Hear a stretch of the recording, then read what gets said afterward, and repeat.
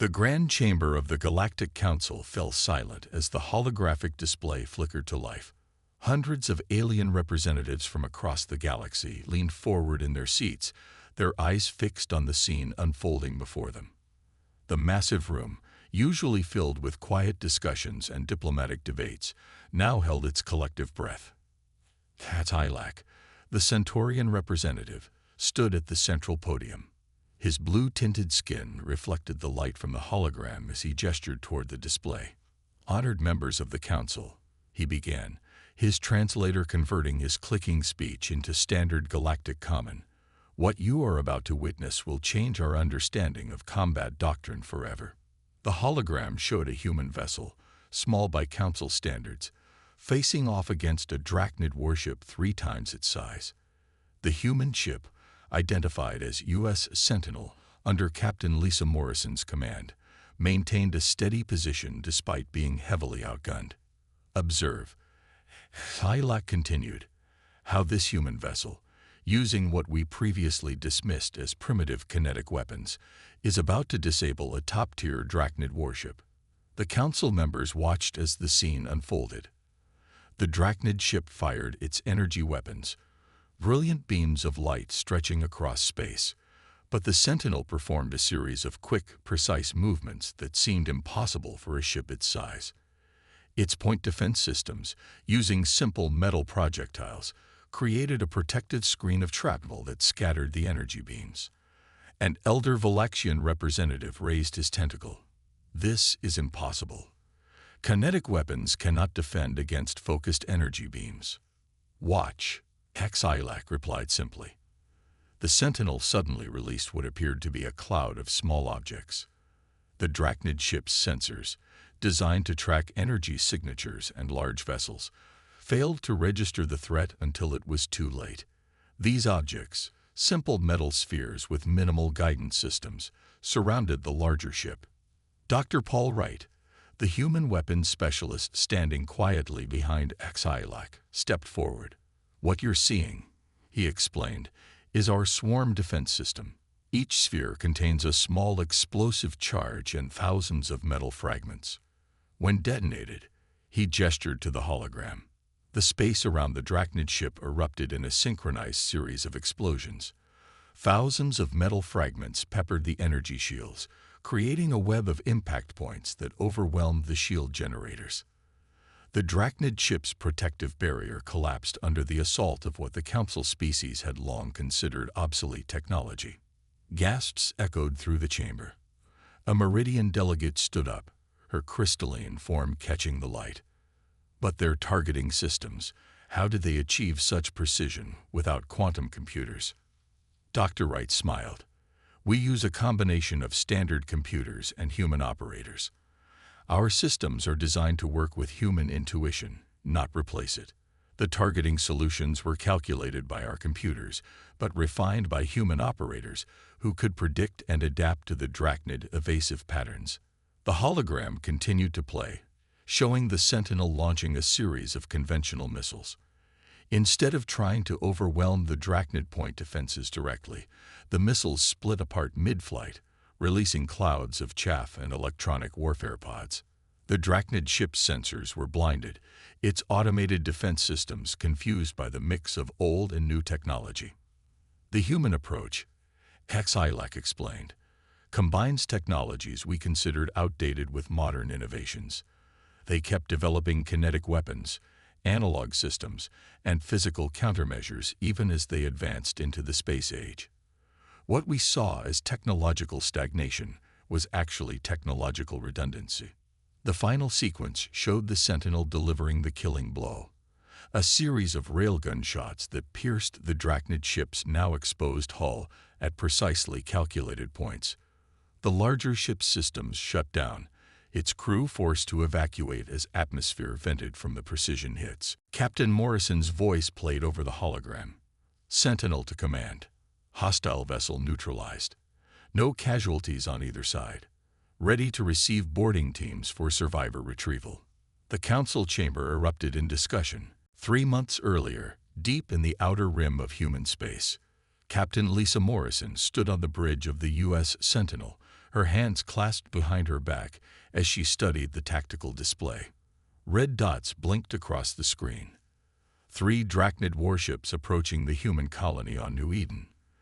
The colony, home to 50,000 civilians, had no major defensive installations. The Sentinel was all that stood between the colonists and disaster. "Status report," she called out, her voice steady despite the tension. Lieutenant Kelly Baker, the ship's tactical officer, responded without taking her eyes off her screen. "Drachnid ships are maintaining their approach. Their energy signatures suggest charged weapon systems. They're ready for a fight, Captain." Morrison nodded. "And our new defense systems. The electromagnetic field generators are at full power," Chief Engineer Peter Adams reported from his station. "Swarm launchers loaded and ready. But, Captain, we've never tested this configuration in actual combat." A small smile crossed Morrison's face. "Then I guess today's the day, Chief." The bridge crew worked with quiet efficiency as the Sentinel moved to intercept the Drachnid vessels. Years of training had prepared them for this moment, but they were about to try something no human ship had attempted before. "Open a channel," Morrison ordered. "All frequencies." The communications officer, Alan Carter, nodded. "Channel open, Captain." "Drachnid vessels, this is Captain Lisa Morrison of the U.S. Sentinel. You are approaching a civilian colony in protected space. Withdraw immediately, or we will be forced to defend ourselves." The response came quickly. A burst of energy weapons fire from all 3 ships. "Evasive maneuvers," Morrison commanded. "Initiate the Morrison Protocol."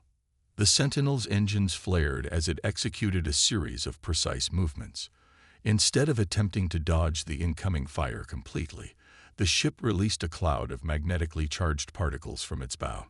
The energy beams from the Drachnid ships hit this cloud and scattered, their power dissipated by the simple physics of electromagnetic interaction. "Phase 1 successful," Baker reported. "Enemy ships adjusting their targeting." Morrison leaned forward, launched the swarms. Pattern Delta. Multiple panels opened along the Sentinel's hull, releasing hundreds of small, spherical devices. To the Drachnid sensors, they appeared as mere debris, their minimal power signatures barely registering against the background of space. The lead Drachnid ship fired again, its energy beams cutting through space where the Sentinel had been moments before. But Morrison had anticipated this. "Activate the spheres," she ordered. The seemingly harmless spheres suddenly came to life, each one generating its own small electromagnetic field. When the next energy beam struck, it encountered not one large shield, but hundreds of small, overlapping barriers. The beam scattered, its power divided and rendered harmless. "They're trying to adjust," Baker called out. "Their sensors are struggling to get a lock through the interference." Morrison nodded. This was the moment they had trained for. Begin Phase 2. Launch kinetic packages. The Sentinel's railguns spoke, sending specially designed projectiles toward the Drachnid ships. But these weren't simple shells. Each one contained thousands of tiny mirrors and electromagnetic emitters. As they approached the enemy ships, they burst apart, creating a cloud of reflective chaos. The Drachnid ships' advanced targeting systems, designed to track energy signatures and large objects, were suddenly blind. Their own energy weapons were reflected back at them, creating false targets and phantom readings. "Ma'am," Carter called out, "I'm picking up communications between the Drachnid ships. They're trying to coordinate a new attack pattern." "Not today," Morrison said firmly. "Execute final phase. Target their shield generators with conventional missiles. Time them with the electromagnetic pulses." The Sentinel's missile tubes opened, launching a barrage of old-fashioned chemical rockets. In any other situation, such weapons would have been useless against advanced Drachnid shields. But with their sensors confused and their shield harmonics disrupted by the electromagnetic chaos, the missiles found their marks. A series of explosions rippled across the lead Drachnid ship's hull. Its shields flickered and died, overwhelmed by the combination of physical impacts and electromagnetic interference. "First ship's shields are down," Baker reported, excitement creeping into her voice. The other two are falling back, trying to regroup. Morrison allowed herself a small nod of satisfaction. Target their engines. Non-lethal shots only. We want them disabled, not destroyed. The Sentinel's railguns fired again, this time sending solid slugs of metal at precisely calculated points on the Drachnid ship's engine housings. Without their shields, the supposedly superior vessels were vulnerable to even these basic weapons. Within minutes, all three Drachnid ships hung motionless in space, their main power systems offline, their crews trapped but alive.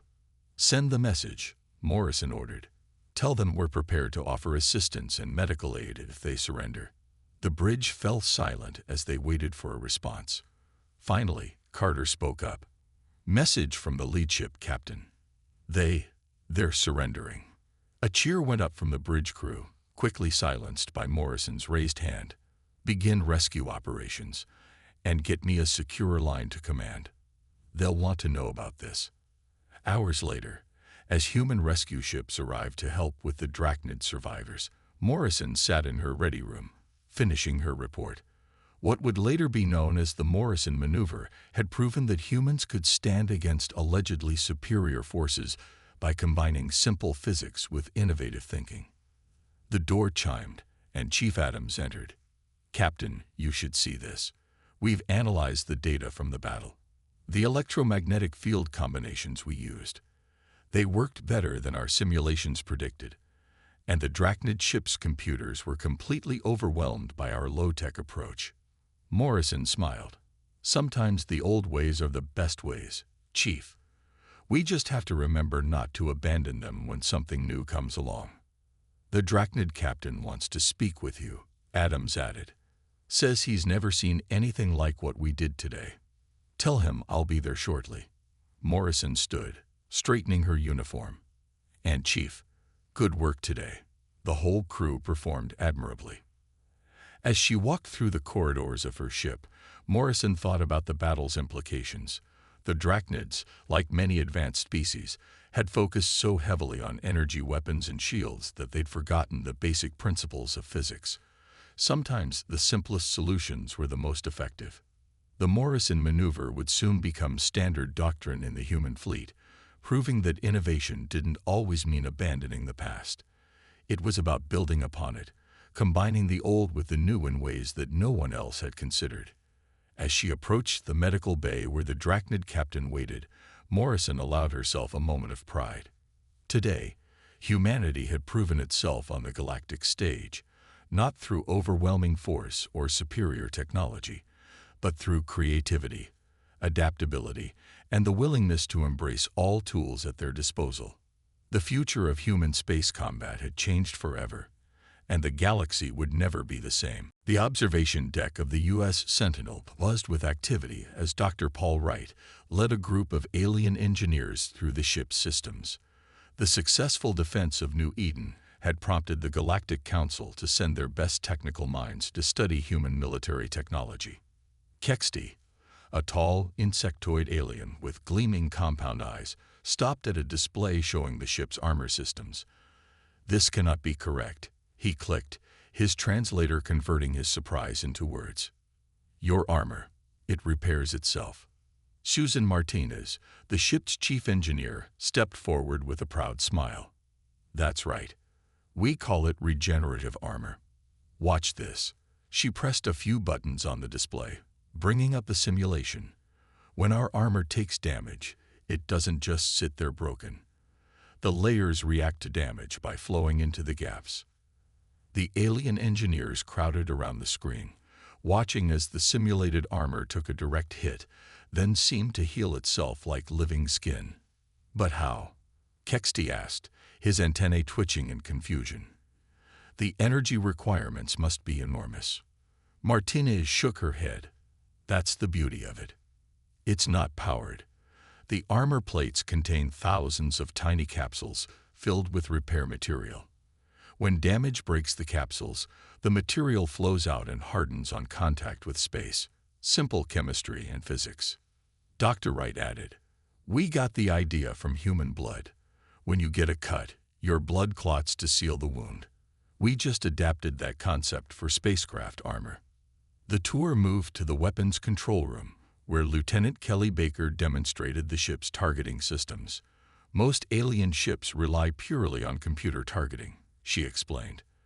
We found that combining human intuition with computer precision works better. She sat at the targeting station and brought up a combat scenario. Watch what happens when I engage both computer and human guidance. Her hands flew over the controls as she tracked multiple targets. The system adjusted its calculations based on her input, creating targeting solutions that seemed to predict where enemies would move. A Meridian engineer, her crystalline form shimmering under the room's lights, spoke up. But human reactions are slower than computer systems. How does this improve accuracy? Baker smiled. Computers are predictable. They follow patterns. Human operators can spot these patterns and anticipate unusual maneuvers. We don't replace the computer's calculations. We enhance them with human insight. The next stop was the engine room, where Martinez showed off what the crew called the backup brain of the ship. Every critical system has an analog backup, she explained, opening a panel to reveal a mix of advanced electronics and simple mechanical controls. If our main computers fail, we can run the entire ship manually. Kexty's translator struggled to convey his confusion. But this is primitive. These are mechanical switches and analog gauges. Primitive doesn't mean ineffective, Martinez replied. Electronics can be disabled by energy weapons or electromagnetic pulses. These mechanical systems, they keep working no matter what. Sometimes the old ways are the most reliable. The tour reached the Point Defense Control Room, where Dr. Wright demonstrated the swarm defense system that had proven so effective against the Drachnid ships. The genius is in its simplicity, he explained, holding up one of the spherical devices. Each sphere contains basic sensors and minimal guidance systems. They don't try to be smart. They just create a cloud of defensive points that any attacking force has to deal with. He opened the sphere, showing its internal components. See, simple explosive charges, metal fragments, and basic electromagnetic generators. Nothing here that can't be manufactured with relatively basic technology. But together, they form a defense screen that even advanced energy weapons struggle to penetrate. A younger alien engineer raised an appendage.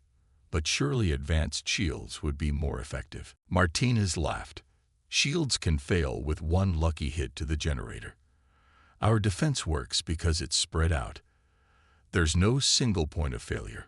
Even if you knock out half the spheres, the other half keep working. The final stop was the AI Integration Center, where the ship's tactical artificial intelligence worked alongside human operators. Dr. Wright explained the unique approach humans had taken to combat AI. We don't let the AI make decisions on its own, he said, bringing up displays showing the AI's neural pathways. It's designed to support human decision-making, not replace it. The AI analyzes data and suggests options, but the final choice always rests with human operators. Kexty studied the displays intently. This is opposite to how most species approach AI development. We seek to remove human error from the equation. That's where we differ, Wright replied. We don't see human involvement as a source of error. We see it as a source of unpredictability and innovation. Our enemies can't predict what we'll do because we don't always do the mathematically optimal thing. As the tour concluded, Martinez gathered the alien engineers in the ship's briefing room. The key to understanding human military technology is to stop thinking in terms of advancement and start thinking in terms of effectiveness. We keep what works and improve upon it, rather than abandoning it for the next new thing. She brought up a final display showing the Sentinel systems working together. Our ship isn't the most advanced in the galaxy. It's not the fastest or the most powerful. But it's resilient. It can take a hit and keep fighting.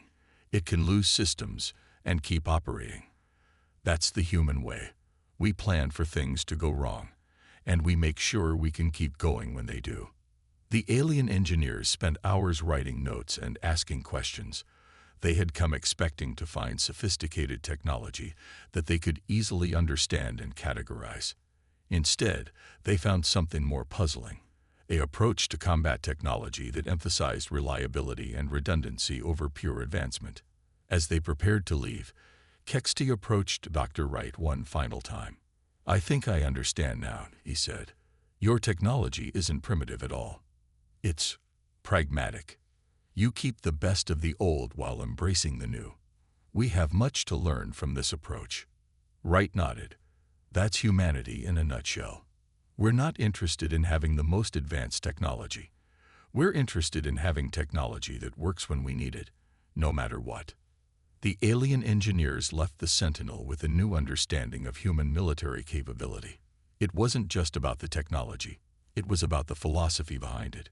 Humans had created something unique in the galaxy, military systems that combine the reliability of simple mechanics with the power of advanced technology, all guided by the unpredictable creativity of the human mind. As Martinez watched the alien shuttle depart, she turned to Wright. "Think they understood what they saw today?" "Some of it," he replied. "But I don't think they'd fully grasped that our real strength isn't in our technology. It's in how we use it." She nodded, looking out at the stars. The galaxy was changing, and humanity's approach to military technology would play a big part in that change.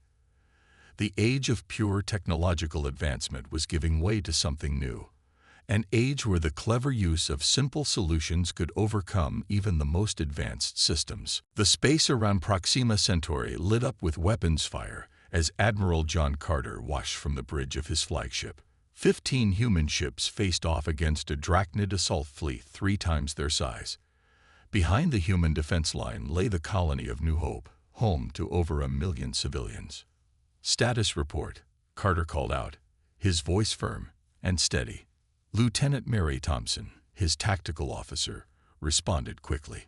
"Drachnid fleet is deploying in attack formation. 47 ships total, sir. They're launching fighters." Carter nodded, studying the tactical display. Representatives from 6 alien species watched from the observation deck, there to witness human combat capabilities firsthand. This would be more than just a battle. It would be a demonstration. "All ships, execute defense pattern Carter 7, he ordered. "Sentinel, take point." The U.S. Sentinel, now famous for the Morrison maneuver, moved to the front of the formation. The other ships spread out in a loose pattern that looked chaotic to untrained eyes. "Sir," one of the alien observers spoke up, "your formation leaves significant gaps. The Drachnid ships will easily break through." Carter smiled slightly. "Watch and learn." The Drachnid fleet opened fire, their energy weapons lighting up space with brilliant beams. But the human ships didn't try to dodge. Instead, they activated their swarm defense systems simultaneously. Thousands of small spheres filled the space between the fleets. "Launch countermeasures," Carter commanded. "All ships, prepare for Phase 2. The human ships released clouds of metallic chaff and electromagnetic disruptors. The Drachnid energy beams hit this defensive screen and scattered. Their power dissipated harmlessly into space. On the Sentinel, Captain Morrison coordinated the next phase. Launch kinetic packages, target their fighter screens. Railguns from all 15 human ships fired in sequence. Instead of targeting the Drachnid capital ships, they aimed for the spaces between them. The fighters, caught off guard by this unconventional tactic, scattered to avoid the barrage. "Now the complex part," Carter said to the observers. "Watch how our ships work together." The human fleet began to move in what seemed like random patterns, but each movement was carefully planned. Ships passed close to each other, their defensive screens overlapping and strengthening. The gaps in their formation weren't weaknesses, they were traps. "Drachnid ships are taking the bait," Thompson reported. 3 groups moving to exploit our apparent gaps." Carter nodded. "Spring the trap. All ships, execute Morrison protocol." The Drachnid ships that pushed into the gaps suddenly found themselves surrounded by clouds of defensive spheres. Their energy weapons, designed to hit large targets, struggled against the swarms of small objects. Every shot they fired was reflected, scattered, or absorbed. "Second wave," Carter ordered. "Show them what human ingenuity can do." The human ships launched their next surprise: modified mining drones. These small, heavily armored vessels carry powerful magnetic generators. They attached themselves to the Drachnid ships' hulls, disrupting shield harmonics and creating weak points. "Their shields are weakening," Thompson called out. Multiple Drachnid vessels showing power fluctuations. The alien observers watched in amazement as the seemingly primitive human tactics systematically took apart the supposedly superior Drachnid fleet. One observer, a Meridian scientist, spoke up. "But these are mining tools, not weapons." "Anything can be a weapon if you use it creatively," Carter replied. "That's the human way." The battle continued as the human fleet pressed their advantage. They didn't try to destroy the Drachnid ships outright. Instead, they disabled them systematically. A weapons array here, an engine there, a shield generator somewhere else.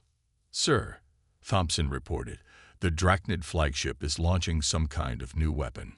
Energy signature is off the charts." The alien observers tensed as they saw the massive energy buildup. The Drachnid flagship was preparing to fire a weapon that could vaporize a small moon. Carter remained calm. All ships switched to analog systems, shut down all digital components. The human fleet seemed to power down, their lights dimming. The Drachnid weapon fired, sending a massive electromagnetic pulse through the battlefield. It was designed to fry every electronic system in range. But the human ships didn't die.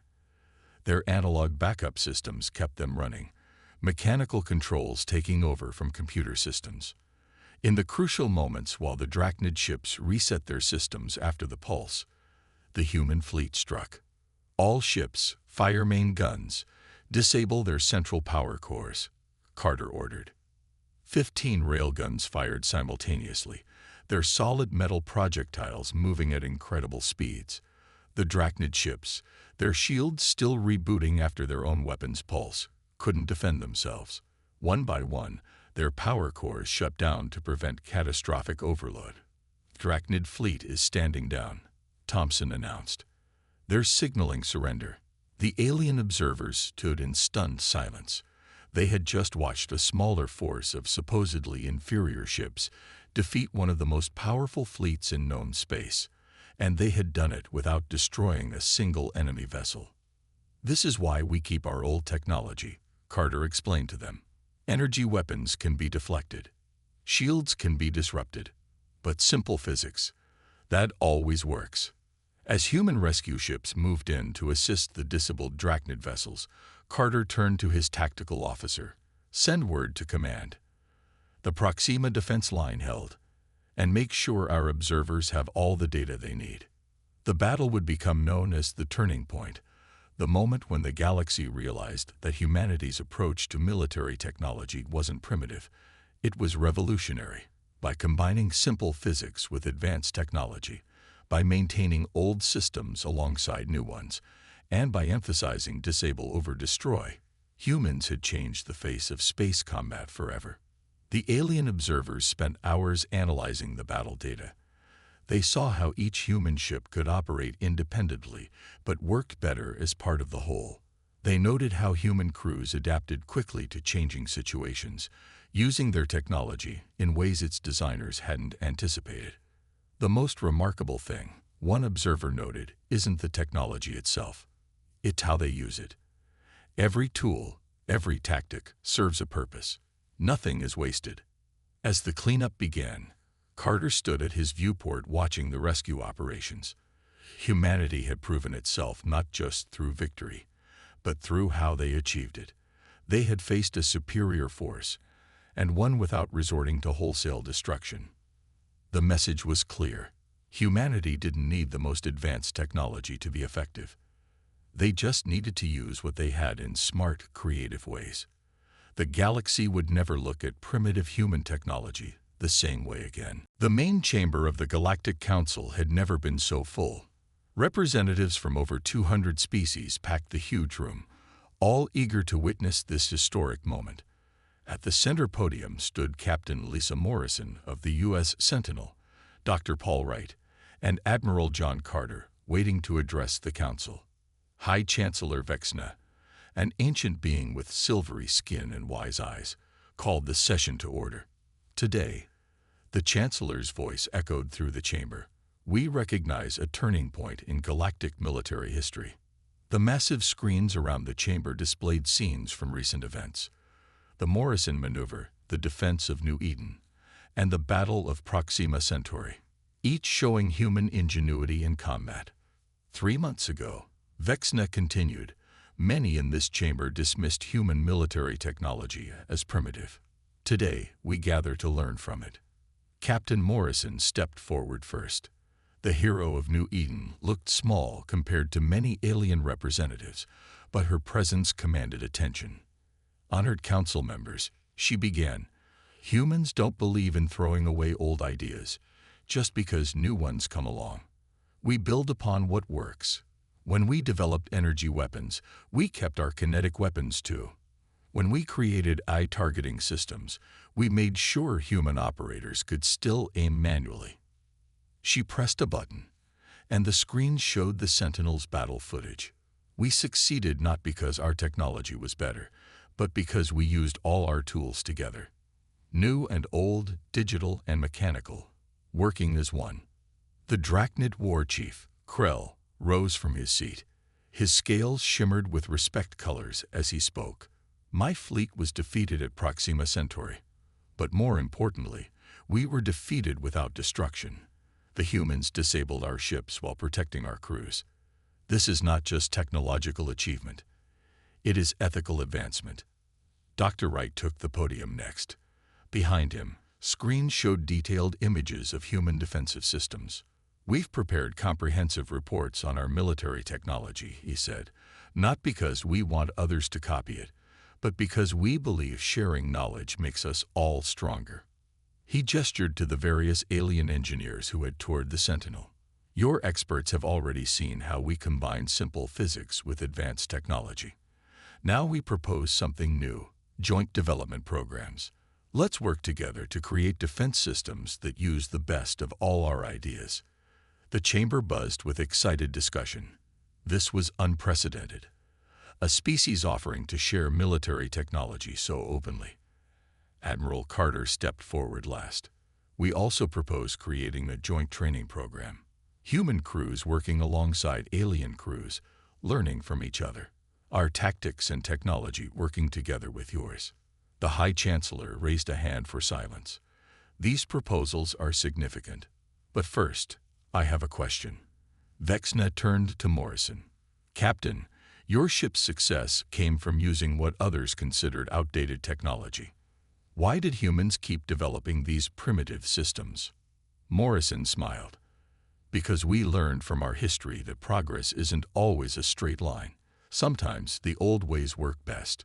Sometimes combining old and new creates something better than either alone. The council members murmured in agreement.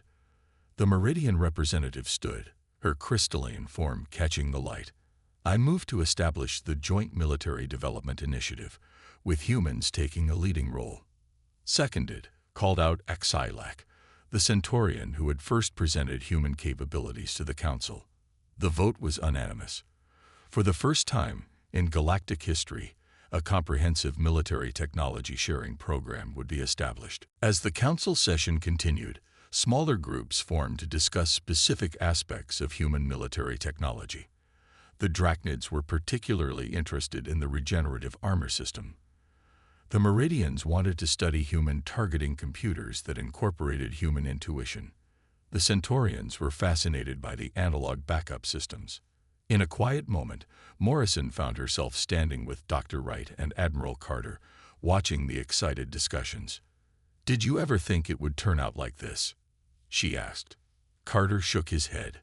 "When I deployed the fleet at Proxima Centauri, I was just trying to protect our colony. I never imagined we'd end up teaching combat doctrine to the galaxy." "That's because it was never about having the best technology," Wright added. "It was about using what we had in smart ways." The galaxy is finally learning that lesson. The council session concluded with a ceremony. Captain Morrison, Dr. Wright, and Admiral Carter were named as the first directors of the new Joint Military Development Initiative. Their mission: to combine human innovation with alien technology to create better defense systems for everyone. As the chamber began to empty, a young alien engineer approached Morrison. "Captain," he said hesitantly, "I studied the Morrison maneuver, but I don't understand why it works so well. The math doesn't show it should be that effective." Morrison smiled. "That's because you're only looking at the math. The maneuver works because it combines multiple simple ideas in unexpected ways. Sometimes the best solutions aren't the ones that look best on paper."